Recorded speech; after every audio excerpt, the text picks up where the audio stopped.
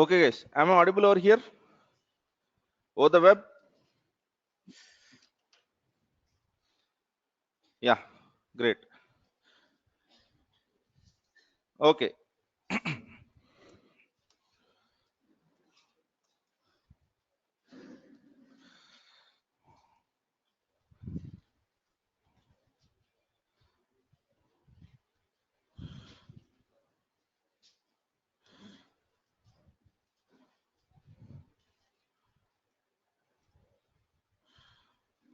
1 minute.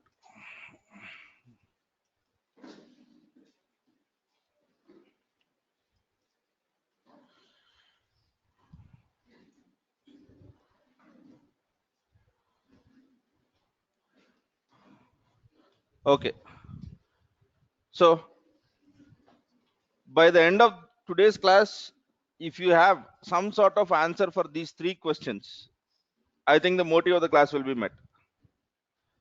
Okay. The first question is, what is this container? And the second one is, why is it required? How does it help? Right?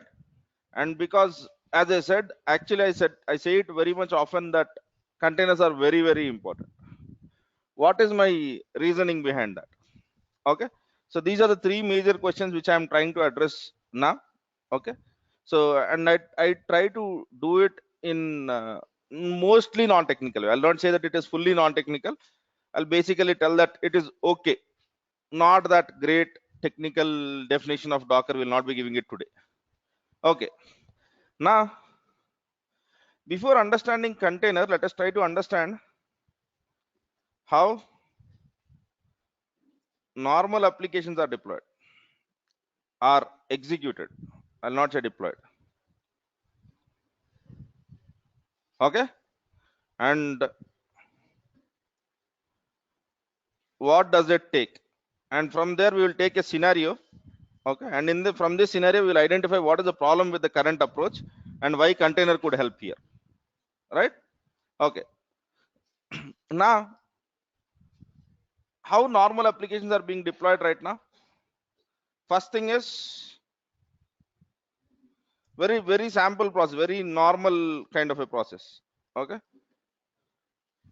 we find our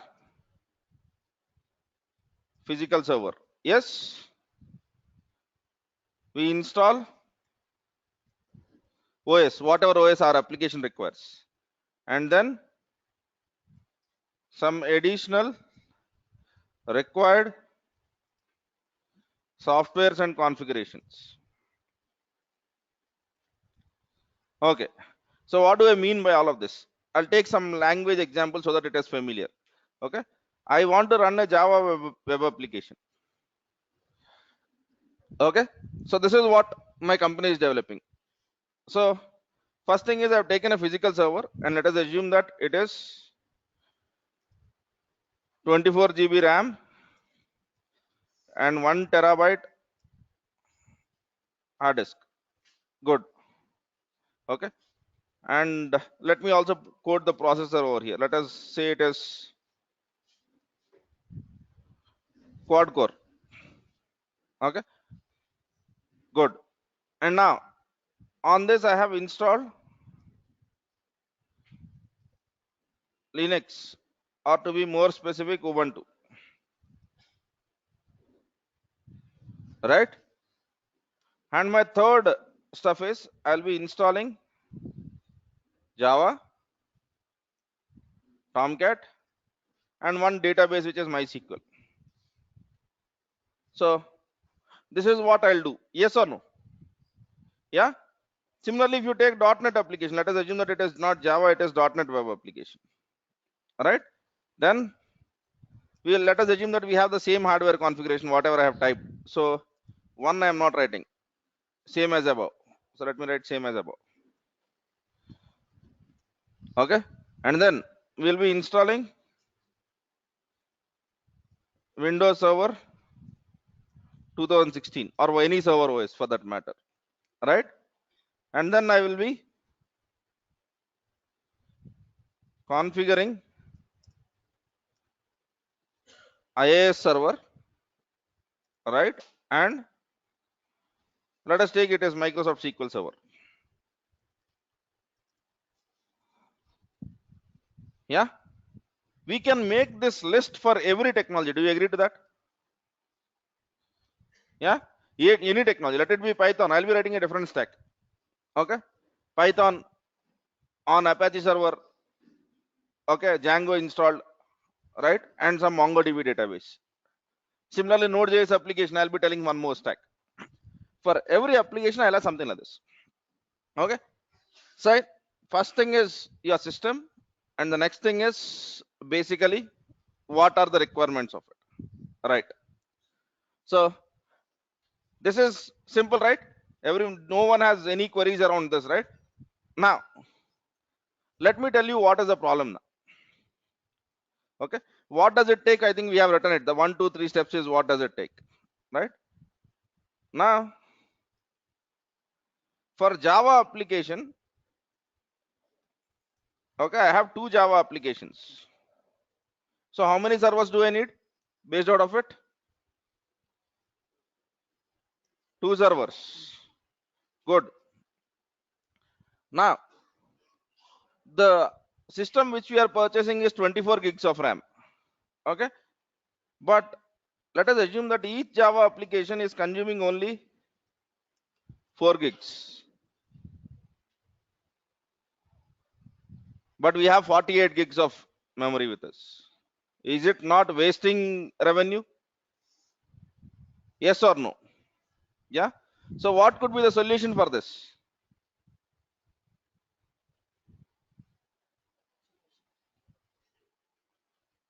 The concept that has came out to solve these kind of stuff so that we can use hardware to its potential is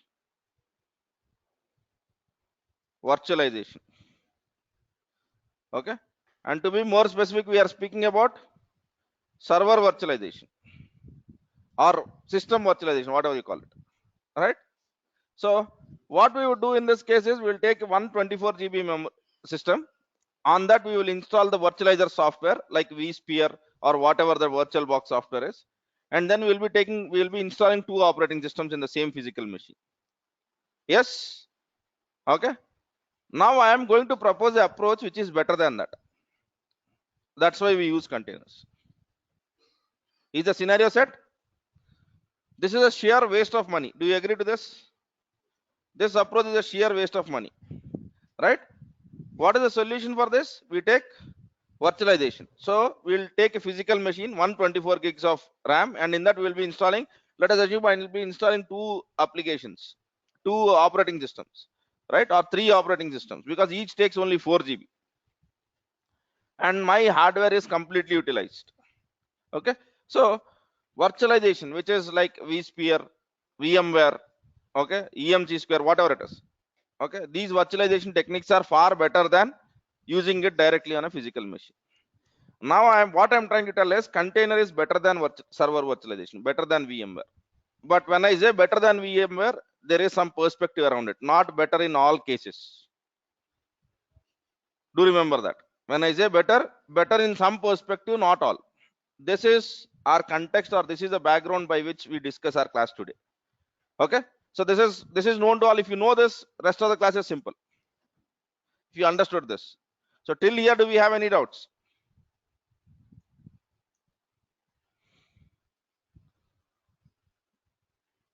I have not introduced to Docker also. I've just put couple of questions or three questions, whatever you are seeing over here. The questions which I want to address in the class is what is container today? What is container? Why is it required? And how does it help? For that, I have taken a normal scenario where we go and procure the physical servers, and then I have listed out some applications. So let us assume your company is developing Java web application. Then what is the stuff that generally is done? So they would be installing an operating system, any Linux or whatever operating system it is, and then they will be installing the required softwares like let it be Tomcat, WebSphere, WebLogic, whatever it is, to make your application work. Similarly, if I take the .NET application, they will be installing some other stack, Python some other stack, but this process is common. Okay. Now the problem here is I'm taking physical server, right? And let us assume that your application is running only with 4 gigs, but you have 24 gigs of RAM. It is a sheer waste of money. Why? Because to purchase this server, your company has to invest upfront. Yes or no? If I have to purchase the server, I have to pay it before I start using it. Yes or no? It is much like your car, right? You have to pay certain amount.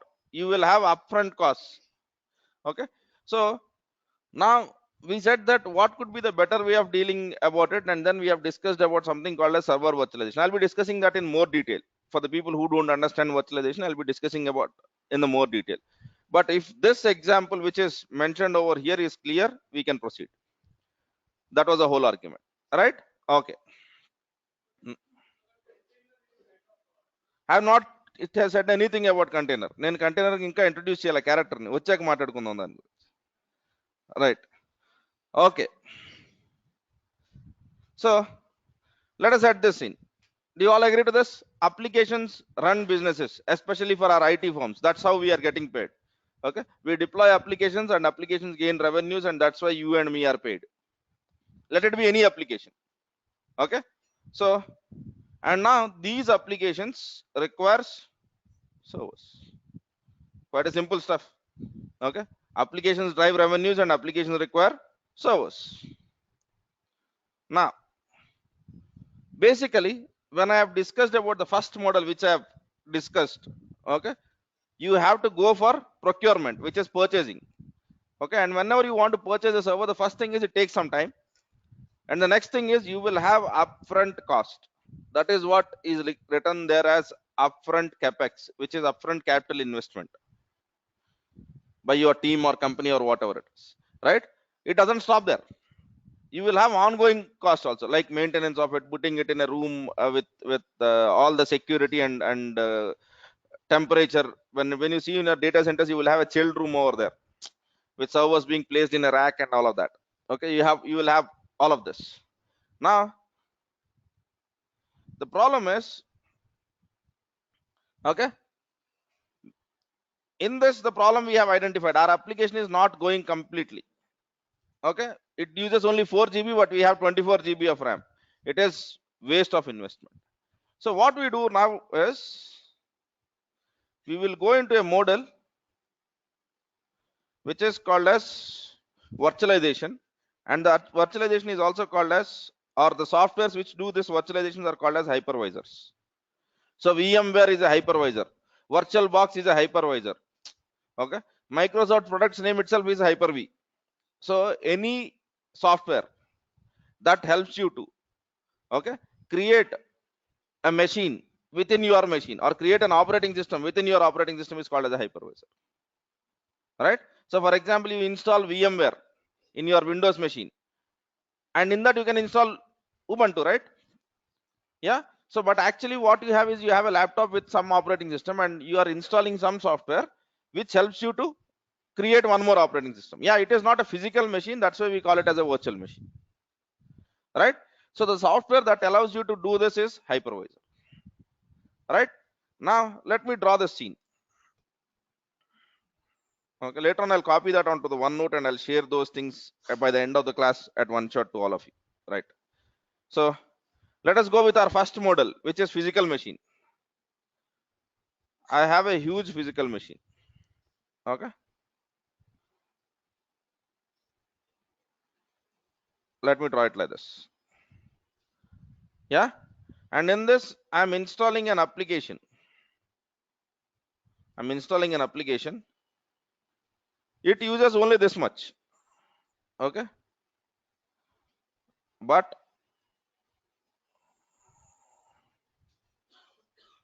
okay, whatever is green is free space.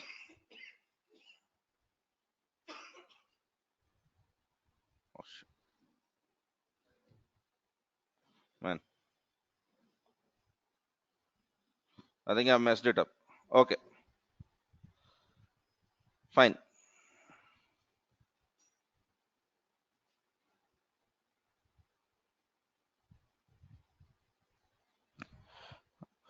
Okay, whatever it is. So I'm unable to do this correctly because I've messed up some settings. What are they? Yes.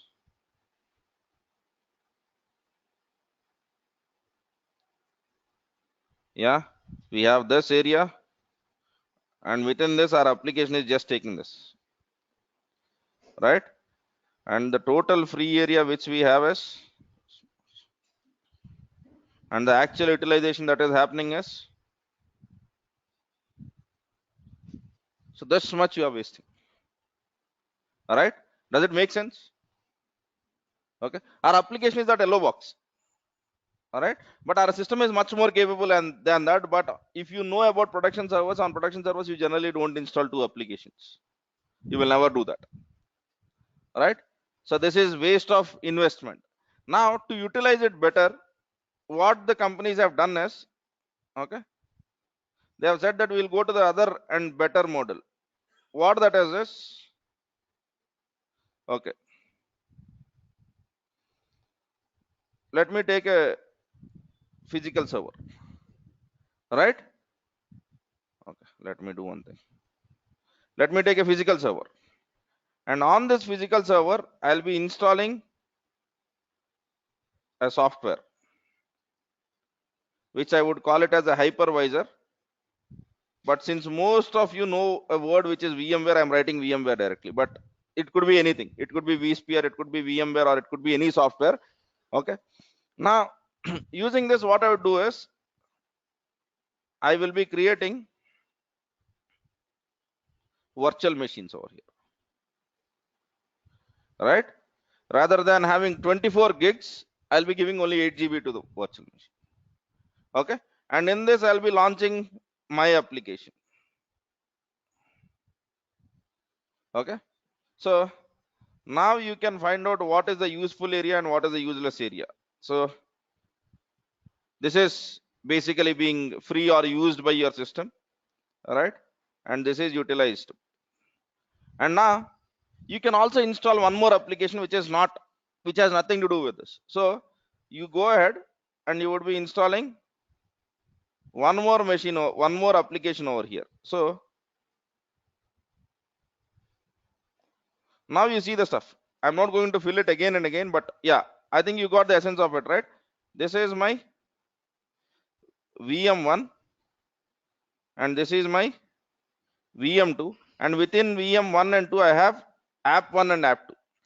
On the physical server where we used to install only one application, now we are able to install two, and probably we might have some space left if there are still some less numbers, and I can go ahead with one more installation. Is it not a better approach than going with the first one? This is why we have VMware. The whole purpose of the existence of the VMware or the virtualization software is all about this. Okay, because we don't want to waste our memories, okay, only for one application which is confined to some things, right? This is hypervisor model, the second generation of virtualization. Okay, initially when it started it was not very much capable, but now it is very much capable because most of the production servers are now on virtualizations, right? Even the cloud which we use, let it be AWS or Azure, is one kind of virtualization like this itself. So in the cloud, if you are creating the Linux machine, which is a virtual machine, exactly it uses its own hypervisor. It might not be a VMware, it might be AWS proprietary software or Azure's proprietary software, but the concept is exactly the same thing, right? So from 1 to 2, is there any improvement? Yes. Now in this second one, I want to find out what are the problems. Okay, are you seeing any problems here?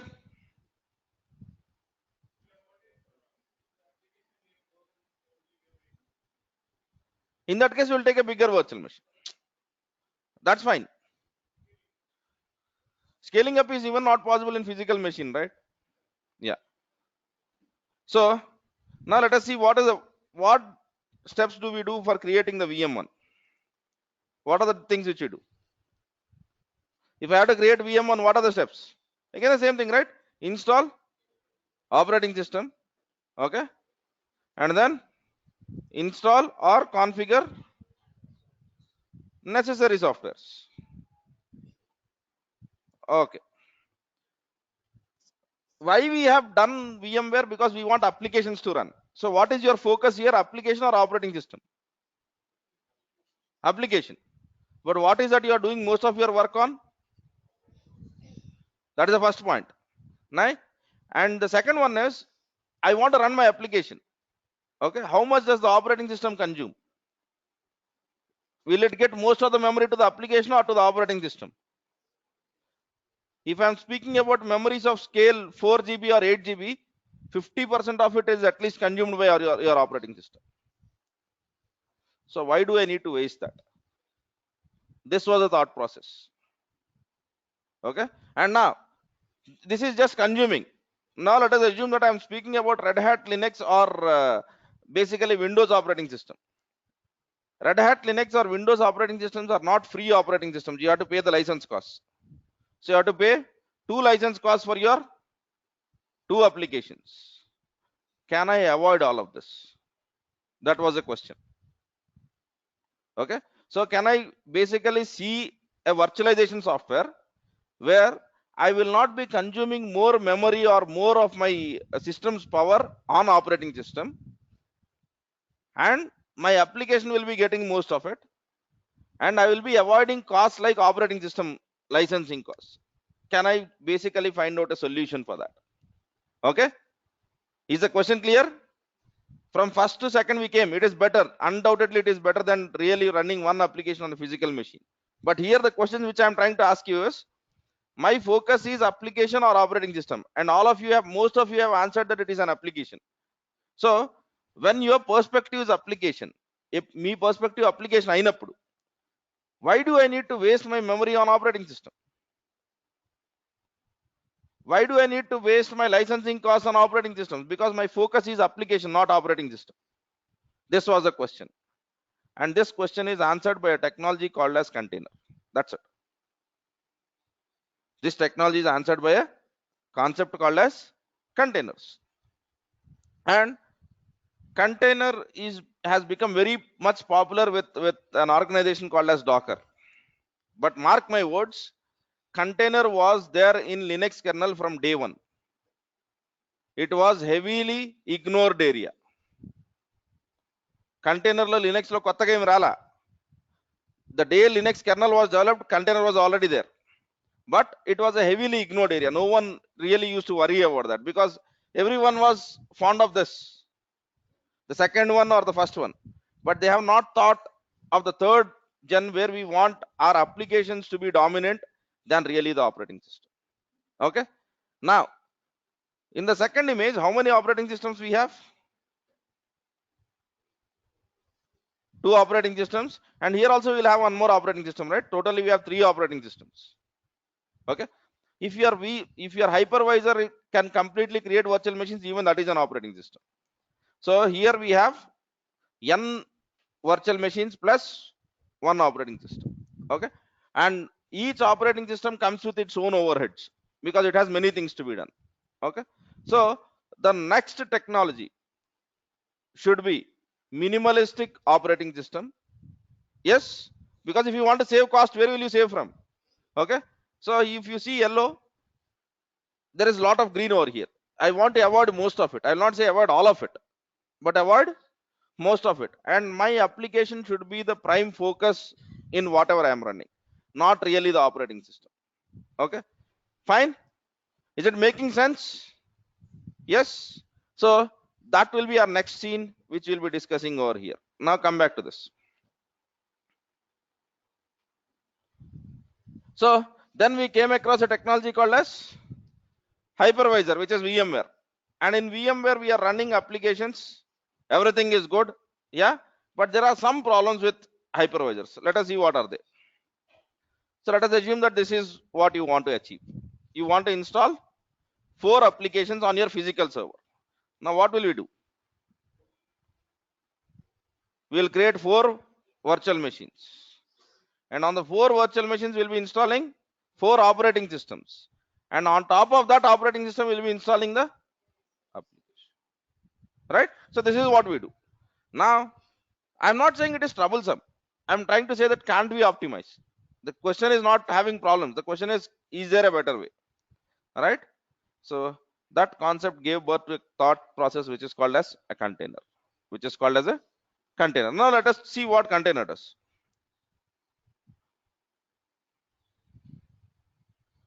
container will not have 4 operating systems for 4 different applications. Yeah, even if it has a very minimal operating system. Now if you see, are we doing any installations over here? We have some box which is in blue. That blue box is what we call as container. Now let us try to deep one level deeper into it, see what is there. Which is like looking better? Yeah, here basically what would happen is, okay, for your application, this container will look as if it is a full blown operating system. For the app which is running in the container, it would look like container is an operating system. For your actual operating system, your container will look as if it is one process. So let me reiterate my words. Okay, so I am running Notepad. What is it for Windows? Windows ki Notepad enti? Application. And when you run the application, what will be created?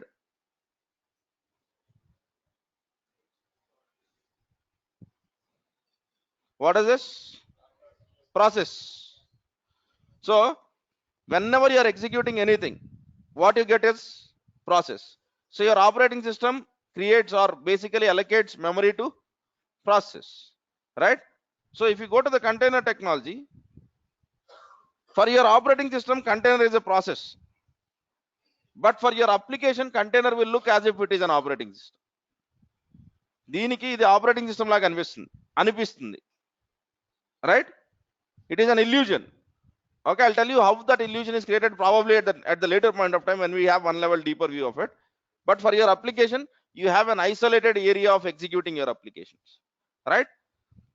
And for your operating system, it is nothing but one simple process. So whenever your application needs some hard disk access, okay, it asks container. Container is much like operating system to your application, and this container doesn't take any decision. It indirectly asks your parent operating system. So you don't have an overhead of installing multiple operating systems within this, right? The same thing happens with all of them. And now what you can do suddenly is, on the physical server where you have installed 4 applications with 4 VMs, now you don't have operating system overhead. So let us assume that your application requires 4 GB and your operating system requires 4 GB of memory. Now probably you can manage probably with 4.5 or 5 gigs. So 5 into 4, 20, you still have 4 GB left. So you can launch one more container. So on the same physical server, you can reuse most of it and host many applications which run in their own spaces. That's the whole idea. That is what a container is. A container is an isolated area for your application's execution. That's what a container is. Okay, isolated ante enti? When my application is running, it will give whatever my application requires, right? So this container will not be able to access anything in this container. That is what an isolation is, right? So isolation is keeping separate. So an application which is running in this container has nothing to do with whatever is happening over here. It has no relation, right? For an application, it looks like everything that is being asked is done by this container, but actually your operating system is doing it. So you don't have multi OS installations. Yeah, and in that container, what we have is a very minimal Linux kernel.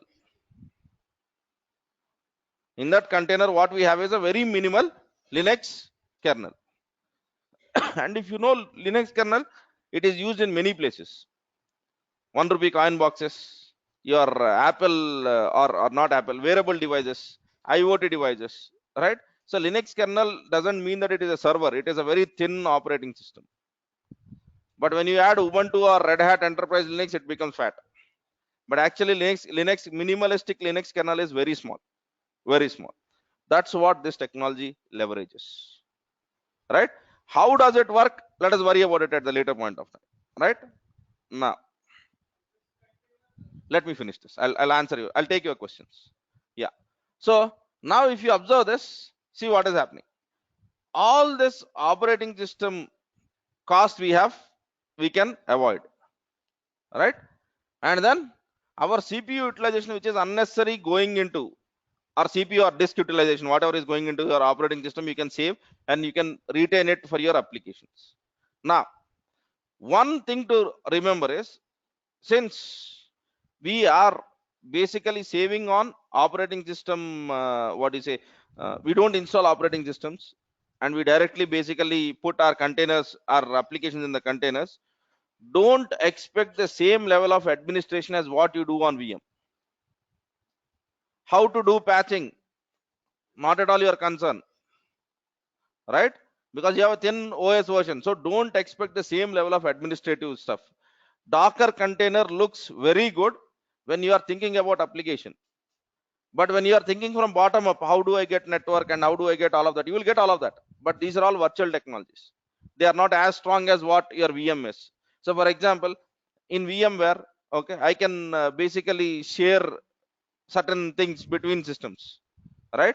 I can get different, what do you say, different kinds of extensions, because it is basically meant because you're installing operating system.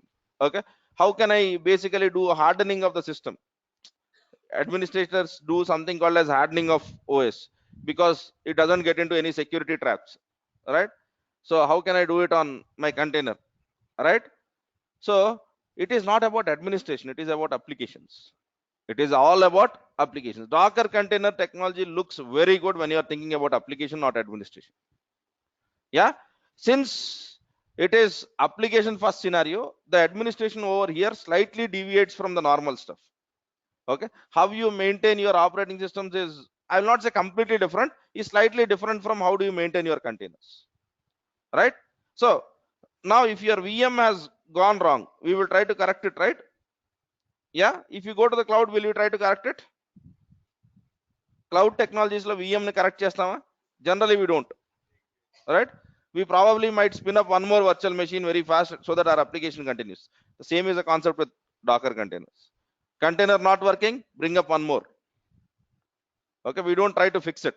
Yeah, if it is continuously failing due to some reason, we'll do that, but sporadic issues we generally don't tend to mind about it. So how can I basically maintain all of this stuff? That's the whole journey. So in the container, how will my container get an IP address? Okay, for example, I am launching two applications. Okay, both are web applications, both use 80 port. So how can I access? Okay, so whatever data that is being generated in this application is in the container. How can I take backup, right? What if my one container is in here in this machine and other container is another machine? How can these two speak? There we learn networking, but the whole concept is all about containers, and we discuss this as application first. If your thought process is application first, wonderful. If your thought process is administration first, it is not as good as what you think of VMware. So don't compare this with VMware. Okay, so basically it is isolated area for execution of your applications. That's it. It is not an operating system. Once it is an operating system, you'll get a lot of advantages, right? Here you don't have a full-blown operating system. Yeah, you can make it full-blown operating system because of the technology which it uses, but making it as a full operating system is no different than using VM. So that's why we want to have a minimalistic things over here. Okay, మన application run అవడానికి ఏం కావాలో అవే ఉంటాయి అందులో, ఒక్కటి కూడా extra ఉండదు. For example, there might be many containers where ping also doesn't work. We use ping, right? Okay, you get into the any operating system, Linux or Windows, and if you want to see whether the networking is working or not, what we do, we use a ping, and then we ping google.com or yahoo.com to know whether internet is working or not. There are many containers where even ping is not present. The reason is my application doesn't use ping. Why do I need to have it? That's the whole point. So we will have only whatever is required for our application to work, not the additional tools. Okay, so sometimes your administration might become challenging. That's the whole point why you and me are learning this. Okay, are we good now? So now let me go back to my question. What is a container? Container is an isolated area of execution for applications. That's what a container is. Why is it required? Because it is an effective way for utilization of resources on your physical server, right? How does it help? On the same, I can reduce costs, and on the same physical machine I can launch many containers, right? With VM, let us assume I am launching 4. I'm just being mathematical. I can at least launch not less than 7 to 8 containers which are of the same applications, because I'm reducing operating system overhead. So does it make sense now? Right? So this is what this technology is. This is what this technology is. Right? Now, what is Docker then? What is Docker then? Okay. So let me tell you a small history about Docker. Docker was a company which was working on PaaS services, platform as a service for cloud applications. So whenever they were doing this to test whatever they were working, that company was called as .cloud. Okay. To test whatever they were developing, they needed some sort of isolated areas. So for that, to test their PaaS applications, they have developed this Docker technology. But what has happened was, no one was interested in the PaaS technology what they were developing, but everyone was interested in this container technology. So the .cloud became Docker Inc. The company's actual product was not Docker, it was something else. But to test that actual application, they have started on something called as Docker. Now Docker has become more famous, and now the company's name has been changed to .cloud to Docker Inc. So that's the basic stuff in here. Okay. And container, I'm not saying that the Docker is the only container. Docker is the best container, or Docker is the famous container. Even Google has containers. Whenever you do Google search, you are using containers already. You are using containers already internally. But those containers, I'm not saying are bad, but not famous. Docker is very much famous in all the worlds. Right? So Docker is basically an application which will help you to create containers easily. That's it. Nothing beyond it. Docker is nothing but a application which helps you to create these containers. That's it. That's the whole point. Right? Now, let us go back to this slides. Now, is it making sense? From the physical server, VM is far better. Okay. From the VM, containers look better when your concept is application. When your concept is administration, you will have a lot of problems here. Okay. When your concept is administration, you will have a lot of problems. Okay. Now let me take questions. Yes, you had some question. Yes, it can be anything as of now. But when it started, it was just Linux.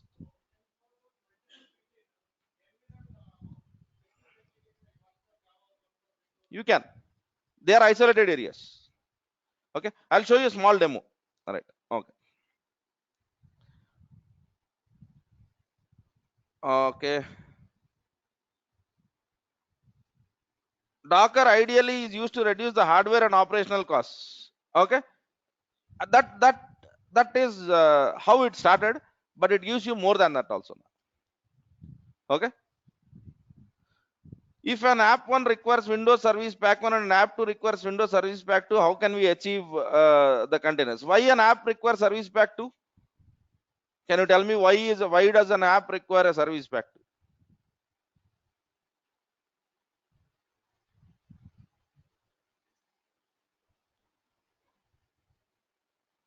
Because of some installation, right?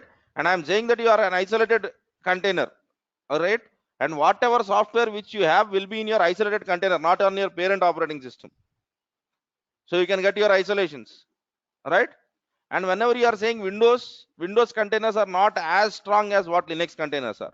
So I'll not be taking Windows examples as such too much, because Windows containers are good than what they were before, but there is still a lot of things to be done. All right. Okay. So let us assume I will put this in a different way. Okay. I will convert that question into Linux now. Okay. My one application requires, okay, CentOS 6 kind of environment. One application requires CentOS 7 kind of an environment. How can I get that? You will be able to get that because you are getting an isolated area, and in that isolated area you will be installing or you will be having whatever is required. A container blue box ఉంది కదా, దాంట్లో 6 కి సంబంధించిన ఉంటాయి. In one container we will be having whatever is required for 6. In the other container we will have whatever is required for 7. That's how we make isolations, right? Okay. We have other ways to send data. For example, through XML, can we request a Docker container can speak to the other Docker container just like how a virtual machine speaks with other virtual machine. How? Using TCP, using HTTP, and there is no difference there. Okay. For example, if I want to send a data, if I want to call a website, what will you do? You will go to the Chrome browser and you will type http://google.com.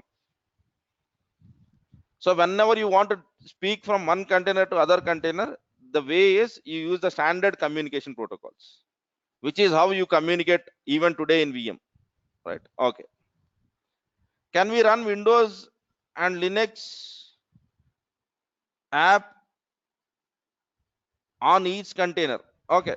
So let me try to tell you, when I say why is operating system coming here, what was my all of my perspective? Name మాట్లాడుతున్నాను, application మాట్లాడుతున్నాను. Tell me an application. I'm not interested in your operating system. That's the whole concept of container, right? So for example, I want to run .NET application and a Java application. Tell me that, I'll be able to answer. I am not interested in operating system anymore, right? Can I do this? Yes, it is possible. Can I run a Java application and a .NET application using containers on the same physical machine? Yes, it is possible. Okay. I don't want to speak operating systems. The whole reason for the both of these container technologies, you avoid those operating system conventions, right? So yeah, but when it comes to Windows containers, there are certain things which are slightly different. So I don't want to speak much about Windows right now, because the way Windows work is Windows containers works only on specific operating systems. Okay, Windows containers works on anything which is greater than Windows 10 and Windows Server 2016. If your operating system is anything other than that, 12 also, I think 2012 also it will work, right? Other than that, you cannot use Windows containers. Okay, and it is still under development. So Linux containers are stronger than Windows containers, right? Okay.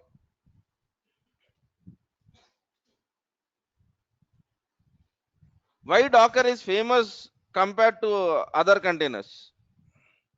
I don't know the reason, but somehow it has caught lot of attention. Okay, really there is one more container called as Rocket containers.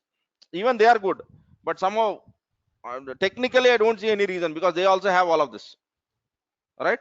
So why is Microsoft Word more popular than Google Sheets? I don't have an answer, right? Exactly in the same way, right? But technically, right, we have gone beyond a point basically where Docker is equivalent to container. Docker anna container anna synonyms ga chustunar. So that's how it has caught the attention. There is no other reason for it. Actually in Linux there is from Linux you can create a container which is core Linux container. No other operating system, no other what do you say additional software is required. From Linux you can create a container, but even those are not popular. All right. Yeah. Okay. Why does licensing cost not incurred when spinning up multiple OS containers? Again, I am coming back to the same point. I'm not worried about OS container. Don't call it as a OS container. Tell me the application. Container is not about operating system. Container is about application. Admin తో నాకు Dakar class లో ప్రతిసారి జరిగేదే ఇది. I'm not new to this. I've been, I think it is approximately my 15th or 20th Docker discussion. Okay. Somehow admins become emotional about operating systems, right? So you have to start thinking beyond it. Tell me your application. I'm not worried about your operating system. You already have one. Why do you want one more?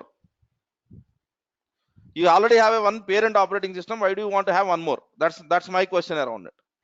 Are we good? Yes. Okay. How is licensing of the OS reduced? Because I'm not installing it. Otherwise, in VM, what is that we used to do?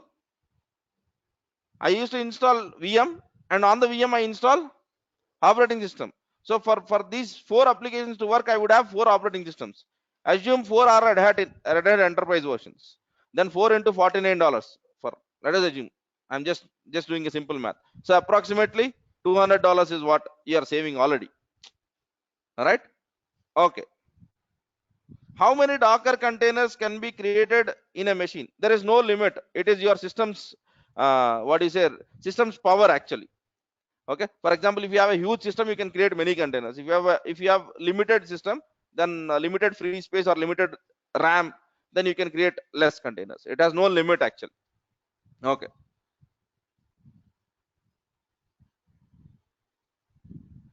If don't call, I said like, I'm not answering Windows or Linux.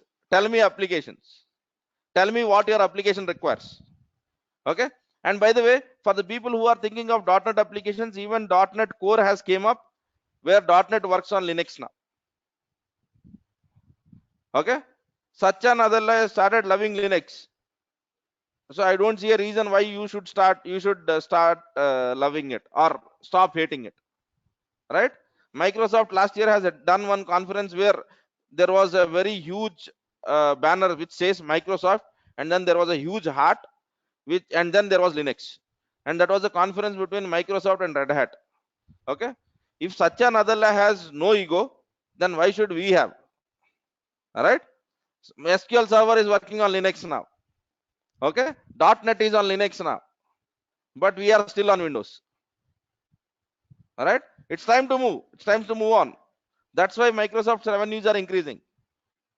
Okay. Suddenly Microsoft is becoming open source and closer to Linux worlds, but we are still at the older Microsoft, the Steve Ballmer days.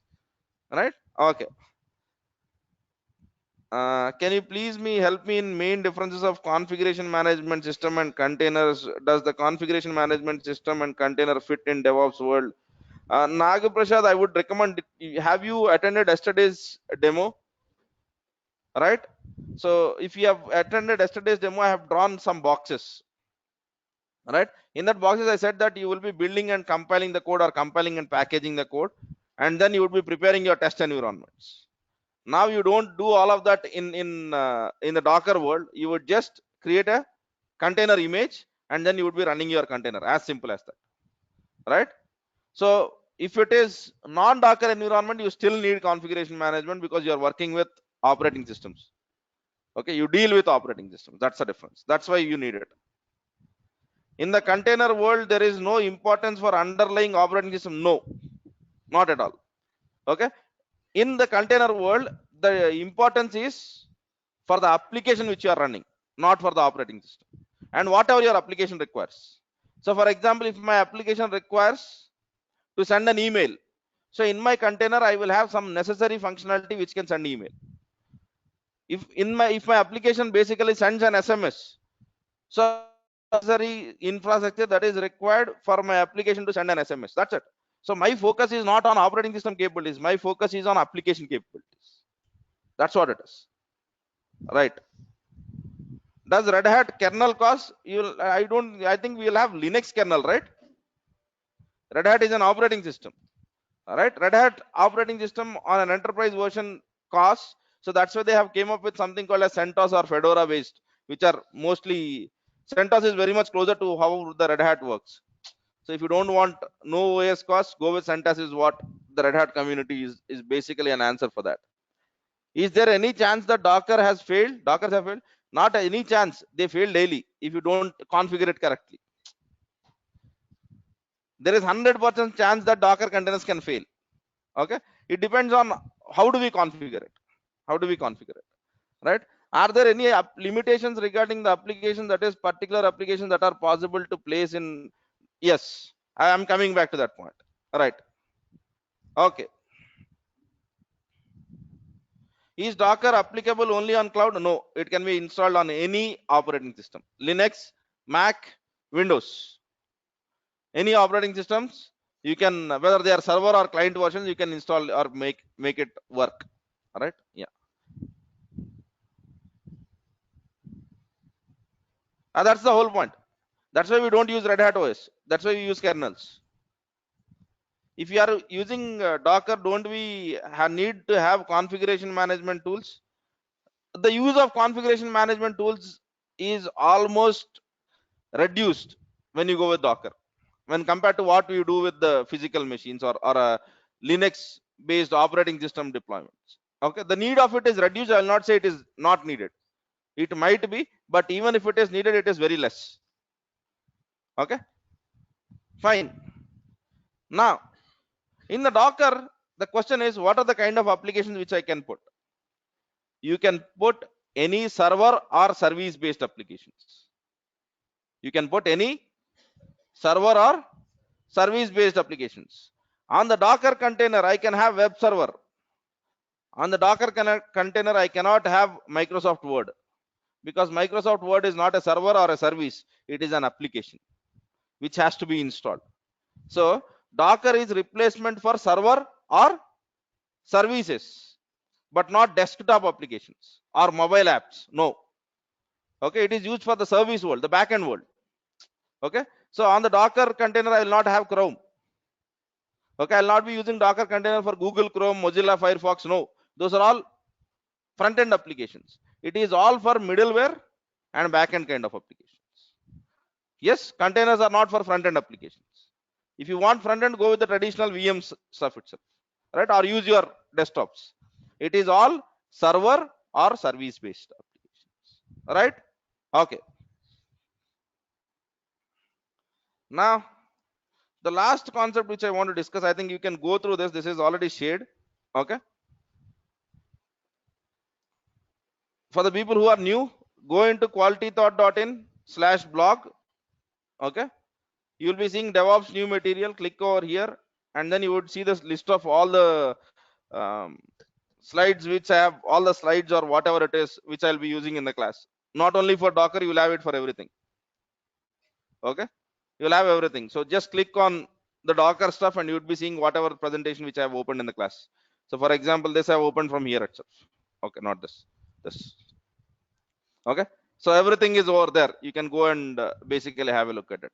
Right, now let me define something which is very important in the world of Docker, and that is called as a microservice. Microservice, right? So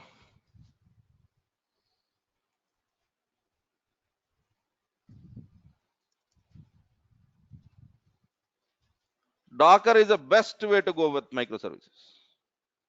Okay, I'll answer why it is at the later point of time. Okay, I'll write one more advantage of Docker. If your application has been containerized or Dockerized, whatever you call it, okay, you can move to any cloud easily. So let us assume your company has not moved to cloud, but they are using applications.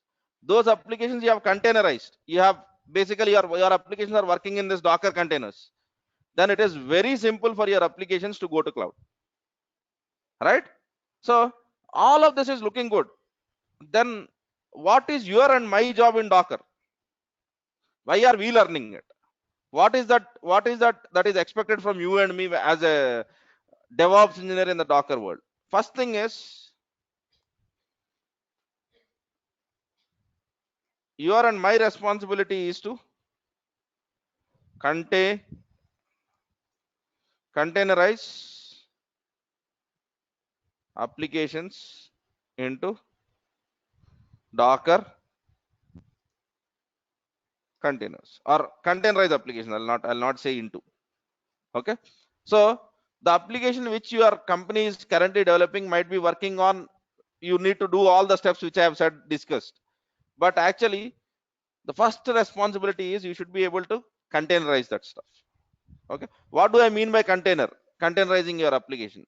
Making your application, or basically making whatever is needed for your application to run on Docker. That is containerizing. That is the first thing. And the next thing is orchestration or clustering of containers. These are the two responsibilities. First, your company will tell that, okay, this is my application, I want to run it in Docker. Your first responsibility is first containerize it. Okay, so what do I mean by containerization? What do we do over there? That is something which I'll discuss in the next class, but these are our two responsibilities. Containerize. The next one is orchestrate or cluster those applications. So for example, your application will not be one container, it will be many containers. So how do you ensure that all the multiple containers are working closely with each other? So how can you do that? So that's the orchestration part. Okay. For the second part, okay, there are two major stuffs which we can use. One is Docker Compose, the other one is Kubernetes. My focus will be on Kubernetes. My focus will be on Kubernetes because that is the most popular orchestration or a clustering Docker container clustering framework. Okay, there is no debate about it. Kubernetes is the best one, but there are many. Okay, so for example, there is something like OpenShift, Nomad, many things, but Kubernetes is the best and the foremost one. So that's why we are using that. Okay, yeah. And for containerizing applications, we'll be learning all the Docker concepts that are necessary. So we'll be learning something like Docker, and in the Docker, we'll be learning networking, okay, storage, images, etc. There are many other concepts. Okay, so these are the two responsibilities. So by the end of this course, what you would be able to do is you would be able to give an application, you would be able to containerize it, okay, and then you would be able to run multiple containers in an orchestrated fashion. Okay, so because now you will have just applications. Okay, so once I define microservice, I will be adding some more things to it also. I'll be adding some more things to it also. So now what is a container? It is an isolated area of execution. Mana application run avvataniki ememaithe kavalo avanni oka closed area lo. Okay, so imagine for the people who are finding it difficult to understand the container, I'm quite sure that you might have seen a lot of containers near the shipyards and all of that stuff. Okay, the Docker uses that shipyard terminology a lot. So even if you go to the Docker, you will be seeing that ship, and Kubernetes is also one of the ship's basic unit. So all of the Docker uses that stuff. So in the container, okay, you are present. So you are isolated from the external world. Yes or no? Right. Similarly, in the container, you have your application, and whenever your application wants anything, it will ask container, and container will get it done. How it gets done? Let us wait for till the next two classes to understand that. Right. So that is what a container is. You will have a container which is an isolated space, and in that isolated space, you will be executing your applications. Right. So now your company will developers will be developing whatever application which they are doing, and once they develop that application, we will take that application and we will containerize it. We will ensure that that application runs in Docker, and then we will deploy it. Once it is in Docker, the best part is you can run it anywhere. You can run it anywhere. So let it be cloud, let it be physical machine, let it be virtual machine. It doesn't matter from there on. It doesn't matter from there on. Right. So I'll be showing you a small demo before basically I do it. Okay. So let me go into.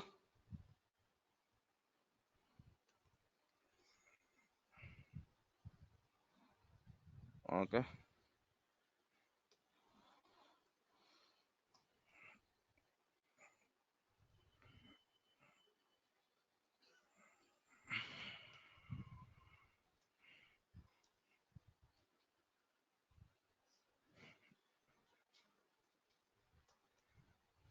Okay. So yesterday I said that for continuous integration, we will be using a application called as Jenkins, right? Yes. Now, if I want to install Jenkins, the normal steps are you have to install Java on your machine, right? And then you have to install Jenkins on top of that. All right. Now, let me basically go at some point. What I'll do, just don't worry about the commands which I'm typing. I'm really not worried about the commands, but let us see what happens.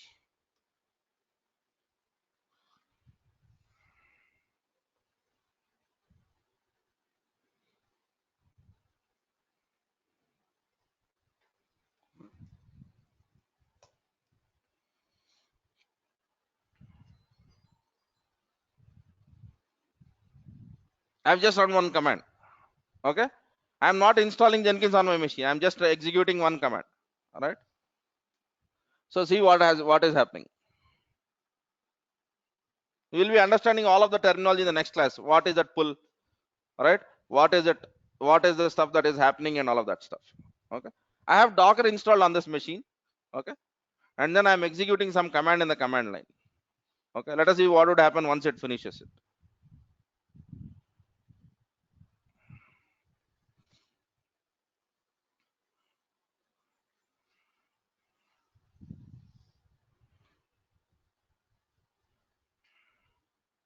I should have taken the smaller application. Okay. Fine. Let me take one more smaller stuff.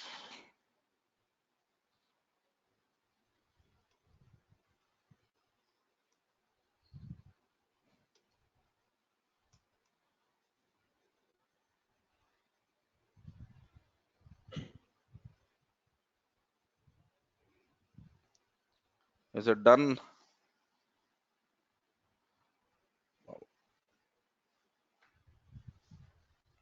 This is happening on Quality Thoughts network. So obviously it will be slow. If you go to the AWS cloud and do the same operation, it would have been up by now. That is our network speed.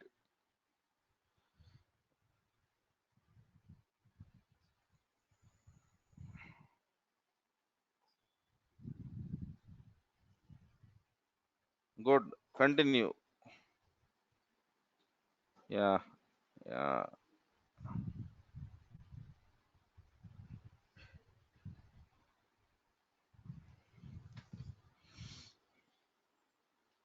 I'm sorry, I'm keeping you waiting, but I had to show this. Okay. Pardon me? Yeah. Yeah, please go ahead. Hmm.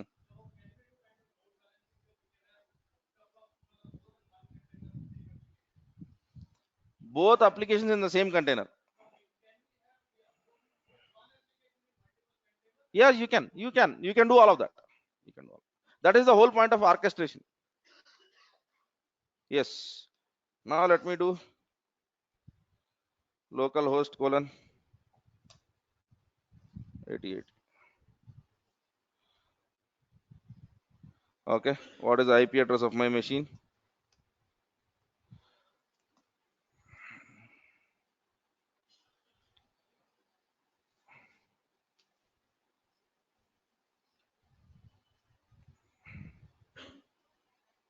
VirtualBox adapter, Ethernet. Yes. 192, 168, 1.26. 192, 168, 1 dot.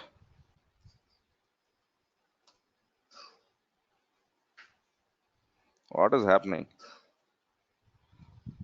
What is the command which we have given? Okay. Every time I think I'll have the same problem. I think.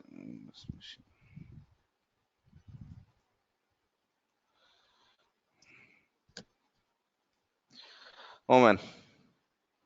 Okay. I don't want to get into internals of how I'm fixing this. Uh, but unfortunately, yes.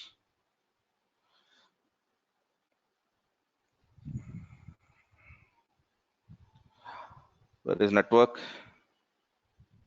Advanced port forwarding. I shouldn't have done this. This is a problem with Windows 7. Okay. In Windows 10, you don't have any sort of these settings to be done.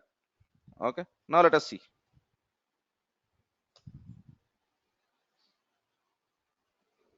This is an issue with Windows and some sort of networking company. So, do I have Jenkins now? Yes. Is the Jenkins installed on my machine? No. It is in the container. Okay. So, if the Jenkins is installed on my machine, if I do Control C, I've stopped the container. Okay.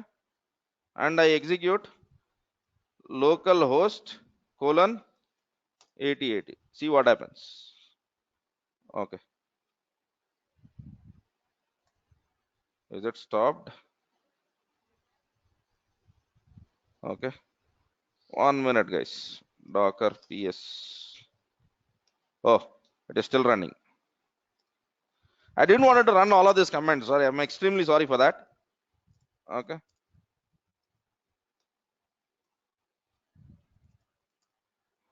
but you will be knowing all of this, whatever I'm doing over here. Okay, it is just a matter of time.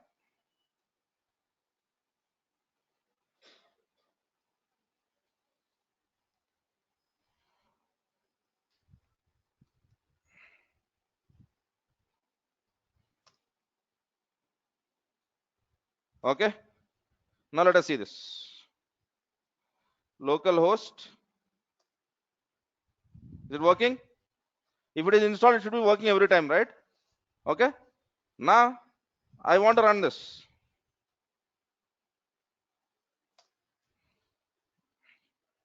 I execute the same command again, but don't worry, this time it will not download. All right, now I'll use the same thing.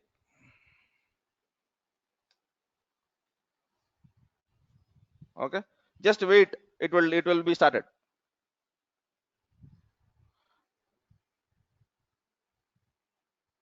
Are you seeing something happening in the background?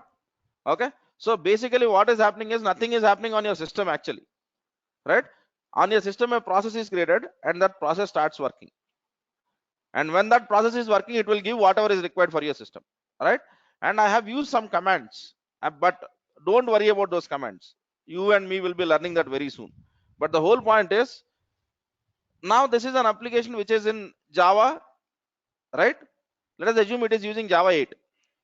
Right, now I want an application which runs on Java 6.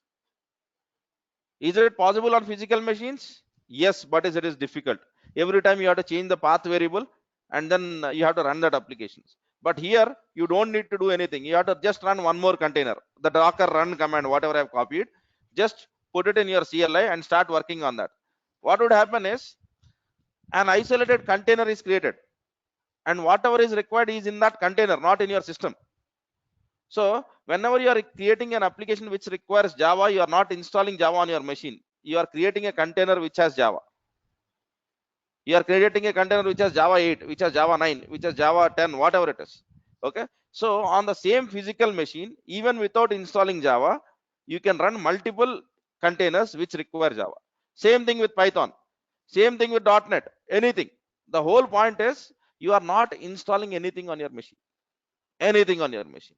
So for example, you want a MySQL database. There is a container for MySQL. Just run one simple docker run command and you will get MySQL database on your system. Finish using it, kill the container, everything is gone. You are not installing anything on your machine. So with the container, the best part is you can use multiple services without installing them on your machine. So for example, I want an Nginx web server because I'm deploying some website. You really don't need to install Nginx. Just execute a docker run command, which will bring you basical Nginx, work on it, finish your work, just delete it. Nothing on your machine. Nothing on your machine. Right? So for example, you don't need to have any software installed on your system. The only software that is required is Docker. The only software that is required is Docker. Okay. So for practicing Docker, for the how many of you are on Windows? Okay. I would recommend if you are on 7, please try to move to 10. Try to move to 10 because Docker for Windows 10 it works natively. On Windows 7 it is quite stupid. It will fool you. Windows 10, 7 it will fool you. I'll tell you how it will fool you. Whenever you install Docker on Windows 7, what would happen is it requires a virtual box, which is a hypervisor. Okay. And if you remember, I have gone into this box, right? And I was just doing something over here, default. Do you know what this default is? This default is a Linux machine. So basically, whenever you are running Docker on Windows 7, Windows 8, you are not running Docker on Windows. Actually, you are running Docker on Linux. Okay, because what Docker does is it will create a Linux virtual machine. In that, it will install Docker, and then whenever you are running any commands, you are not running Docker on Windows. You are running Docker on Linux. It is an illusion. But if you go to the Docker on Windows 10, it works on Windows. It works on Windows. So I would recommend for the people who want to use Windows, go with Windows 10. If it is Mac or Linux, wonderful. There is no need for you to change anything. Our classroom samples will be more towards Linux. Okay. I will have one separate session for Windows containers. Okay. But that is not during this point. That is during Windows DevOps. When we discuss on Windows DevOps, I'll be discussing about this. Not now. Right. Okay. Now let me look at the last set of questions. I'll see how many I can answer. I'll not keep you waiting. Let me come back. What is microservice? Sir, that is a pre-cap of tomorrow's episode. I'll start my class with what is microservice tomorrow, right? Because it is just not a definition. It is a behavior. You need to understand about it, right? In real time, Docker containers are used in production or only in dev. Many companies are using it in dev or test environments, but eventually they want to move to production. There are many companies which are using it in production also, right? Yeah. Does abstracts are covered as part of this course? Can you be more elaborate? When you say abstract, what do you mean? Right? Like a good strain, bogies. Yeah, you can think of it. Okay, that is isolated from the other bogies, right? Once you have a container. Yes. How to run Jenkins directly in Docker? You don't need to install Docker, right? Yeah, you need to install Docker. On my machine, Docker was already present. All right. Where is container getting created? Let us see it tomorrow. All right. Because we need to understand microservice, and I will be elaborate explaining you some concepts of Docker containers, like what is that pull, what does it run, and whenever you have run, we have seen something like pulling image. What is that? What is that actually meant by pulling the image? What happens then, right? And then I have used something called as -p, and whenever I copied, there are many things over there. We will understand then, and then we will be looking into where the containers are. All right. Without installing Java in Docker, how to run it? Please elaborate. Without installing Java in container kadandi, Java in your system, on your operating system. Jenkins will not work without Java. Okay. The whole point which I'm trying to tell is you don't need to have Java on your physical machine. Java is required only in your container. Java is required only in your container, not on your physical machine. Does companies use yeah, that, as I said, there are companies who are doing that. There are companies who are moving towards it. Okay. So this is caught lot of attention. Okay, because it saves a lot of cost for your organization, right? And once you have developed or you have containerized your applications, you can take it to any cloud, right? From AWS to Bluemix, you take any stuff, IBM cloud, Oracle cloud, Google cloud. For any cloud, the Docker is the most easiest way to go, right? So that's why it is very important, right? Then, so I'll be stopping my class over here. We will meet tomorrow. But one thing, if tomorrow is Ramadan, by any chance our class might be on Saturday, right? So you will be getting SMS. So for the people who don't have your details, or Quality Thoughts doesn't have your details, please give it to them. If tomorrow is not Ramzan and Saturday is Ramzan, we will not have any change. We'll have our class tomorrow as usual. So for the next 2 days, we might have one holiday for sure. Whether it is tomorrow or day after tomorrow, I'll be knowing only by end of today. So I'll not be able to tell it upfront. All right. Pardon me? Yeah. No, Google. Docker has something called a Swarm. Okay. And there are many. For example, there is Nomad. There is Tutum. A hell lot of things.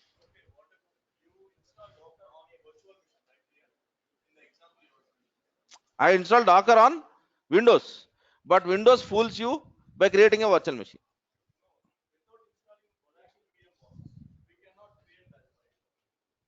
Correct, వాస్తవం అదే. కానీ Dakar మీరు install చేసినప్పుడు అది మిమ్మల్ని ఎలా ఎదవం చేస్తుందంటే అదే వర్చువల్ బాక్స్ ఇన్స్టాల్ చేశారు. It will install if it is on Windows 7, not 10. That's what I was trying to tell. So Windows 7 is not Docker on Windows, it is Docker on Linux actually. Yeah. Yeah. Thanks. Yeah. You can install Docker anywhere. Anywhere. Docker can be installed even on Raspberry Pi. If you know what Raspberry Pi is, a small device which you might have seen on the circuit. It looks like a circuit, so you can install it anywhere. We'll discuss about it. First రోజు security చాలా ఎక్కువ పెద్ద concept కదా మాట్లాడటానికి. Right, yeah. How does Docker use the package and use it in cloud or physical or environment servers? Shiva, I'll be able to answer it probably. Basically, what you do is, what were DevOps responsibilities in Docker? Containerizing the applications and orchestrating the applications. The question which you have asked is actually the whole containerizing the applications part. అంటే డాకర్లో మనం చేయాల్సిన పని అదే. You and me are paid in Docker just because you and me are basically supposed to convert your developers applications into containers, right? If it is how is basically 3 to 4 days of class, so I cannot tell in one line. So we'll be doing that, right? Okay then, so I'll stop it at that, and let us meet either tomorrow or day after tomorrow, and Satish will be sending you the mail in the evening today. You will not be able to do it upfront, right? Yeah, thanks for your time.